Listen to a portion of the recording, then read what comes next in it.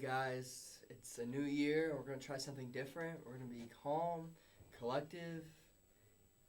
Just kidding! It's a new year! Yeah. Let's go! We're so excited. Come on!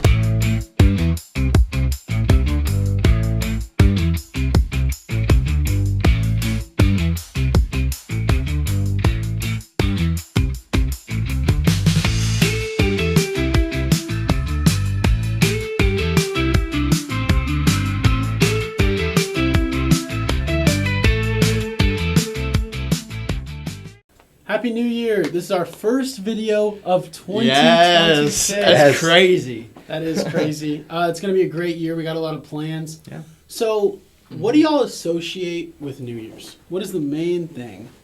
I'd probably say like New Year's resolutions. Resolutions, Yeah. fireworks, right? Mhm. Something like Fireworks, that. Yeah. Did y'all do fireworks at all for New Year's?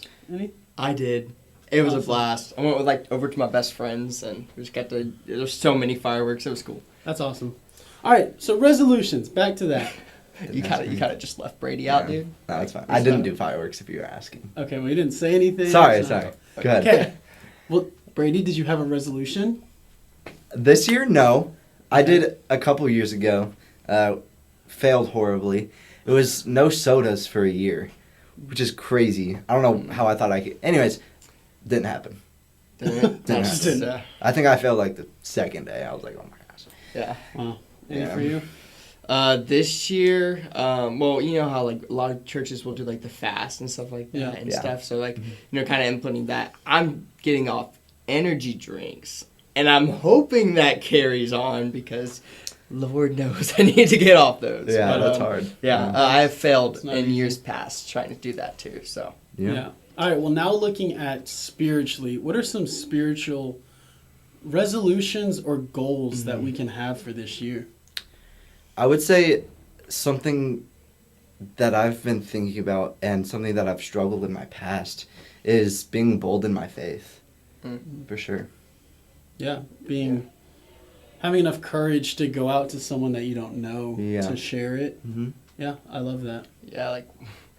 I mean, that's what we're called to do, right? And stuff like that. But it's definitely hard. So I think that's very important for this year is to make that something that we place emphasis on. Yeah, for sure. And I mean, it's like we say we're Christians, and this goes for me too. You know, we say we're Christians, but like once we're faced with trials and adversity, that's when our heart shows. Mm-hmm. So when we're not rooted in the Word and we're not bold in our faith, that's going to show whenever we have problems in our life. Because if you're rooted in the wrong things and then problems happen, what are you going to do? You're going to run to those wrong things. But if you're rooted in Christ, you're going to run to Christ. Right. So just being bold is definitely a Yeah. huge part, yeah. Yeah, for me, it's hard when you're going through hard times to go to God Yeah. and be bold in your faith. Like, I think also if I'm just at a low point in my life, right? Like, I don't know, something's happened and then I go to share my faith with you, but I'm not happy or have that Right. happiness, right? Like, Mhm. it's just hard. Why you should I know? trust you? Like, Exactly. yeah, that type of thing. You know, I actually have a buddy. He actually goes to ASU in Arizona, and yes, and he came down from college. You know, and he's an awesome man of God. But he's talked about how much like going to college and like that step that he's taken in his faith to be bold and stuff like that. I think you kind of mentioned it about like spending the time with the Lord, right?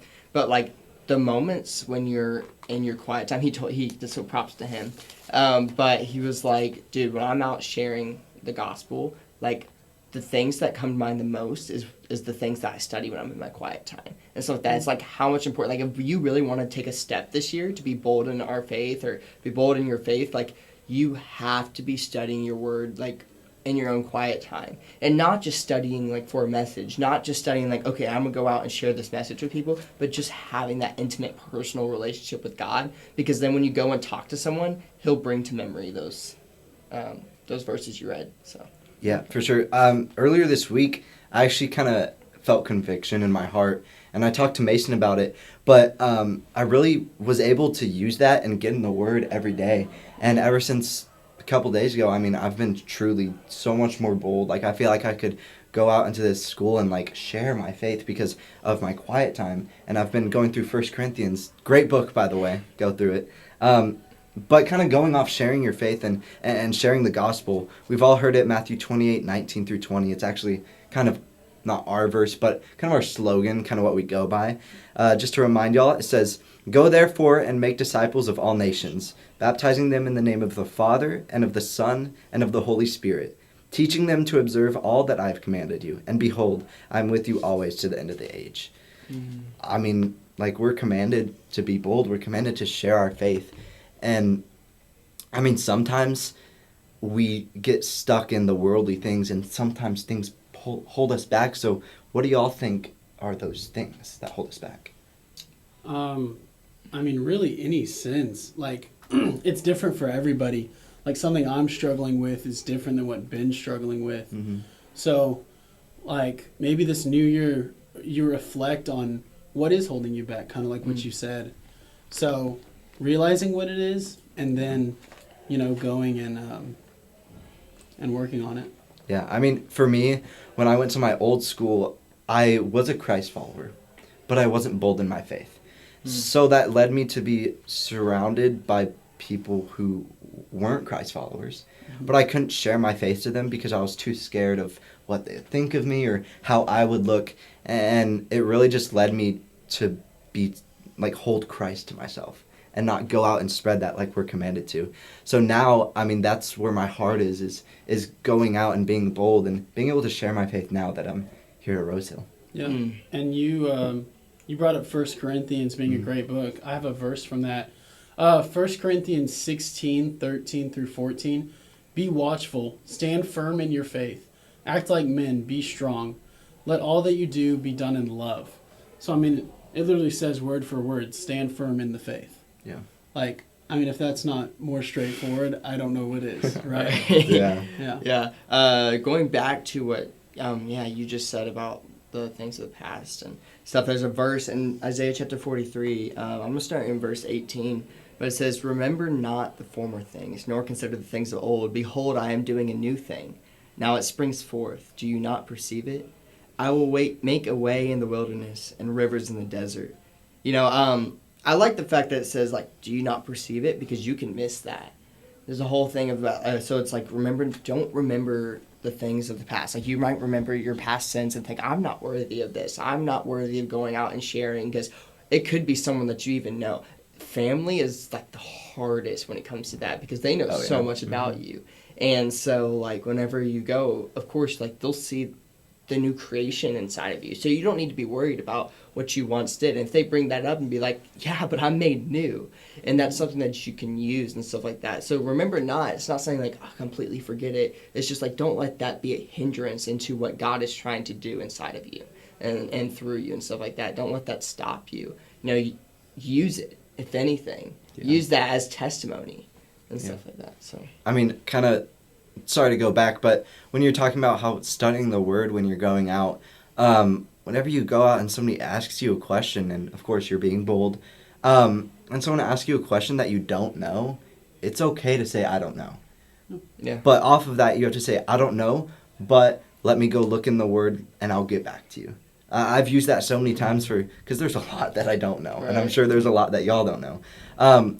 But really being able to be bold and say, I don't know, because it takes boldness to say, I don't know, Right. So it's just a circle going back and then getting back to them and being able to answer that question that you didn't know at first. Yeah, so. One story that I want to share, it's a guy from our church, me and Brady's, and we were getting on the bus from Beach Retreat after worship, and so you get a lanyard every year, right? Mm-hmm. And they give the bus drivers them. So the bus driver has, I don't remember how many it was, maybe 6 lanyards, so like 6 years, right? Yeah. And he just starts talking to her. We're just sitting there. There's so many buses waiting for everyone to get on. Mm-hmm. And he just starts sharing the gospel with her, right? Wow. And she ended up giving her life to Christ right there. Wow. And it was like, I remember I'm with my friend, and he's talking to me, and I'm like, hold on. Like, I just want to listen to what he has to say. Mm-hmm. And it was like, it was just so cool. And she had been there for years, and no one was bold to share the faith. We're there for a church camp, and he was the bold one who stepped out. And I mean, he's an amazing guy. I saw a video of him standing on a Whataburger table, maybe chair, whatever, and just like sharing the gospel. And I'm like, Wow. that's crazy. I don't, But awesome. I'm Yeah. introverted, so I don't know if I'm going to do that. But I think also it doesn't have to be necessarily like standing on a table, yelling on a corner, right? Like, bold in your faith is, yes, sharing the gospel, but also not giving in to like peer pressure. Like, if, you know, at work, there's been times where people ask me why I don't cuss.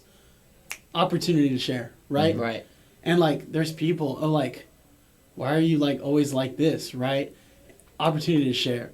And I think just the act of not giving in to things and being set apart is an act of being bold in your faith, not giving in to what the world says is normal or what you should do, right?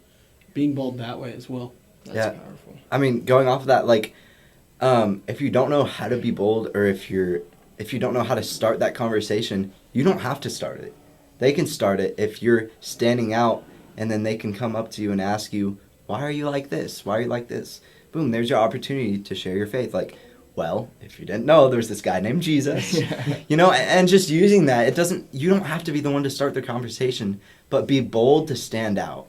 Yeah, and pray for opportunity. Yeah. Mhm. Like, there's been times where, like I said, I'm introverted, and I prayed for opportunity, and my pastor texted me, yo, Mason, you want to share your testimony to an adult class? No. I don't want to talk to 50 adults, but I did it, and it was a great opportunity, and a couple came up to me after. And I think also going out of your comfort zone is also bold. I was not comfortable Right. being up there at all, but just the act of going out and doing it, I mean, people got to hear my story. I felt stronger in my faith after. Like, it's just a great, pray for opportunity. That's my word of advice for sure. Yeah, and I mean, going off of prayer, I mean, when you pray to be bold, God isn't just going to, you're bold now. No, He's going to put you through trials that make you bold. So, I mean, kind of for me, like, I would pray, God, help me overcome the sin, or help me be bold, or whatever. And then I get faced with trials, like, where's my boldness, God? No, my boldness is in that trial if I get through it, and Amen. when I get through it with God.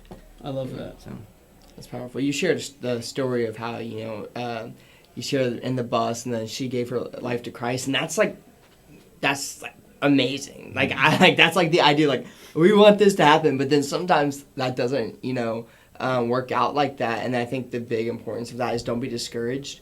So I have an example, because I went to the Renaissance Festival with a buddy, and we just kind of went there to, if you don't know, it's just like this festival that we have down here in Texas. And we went to go share the gospel.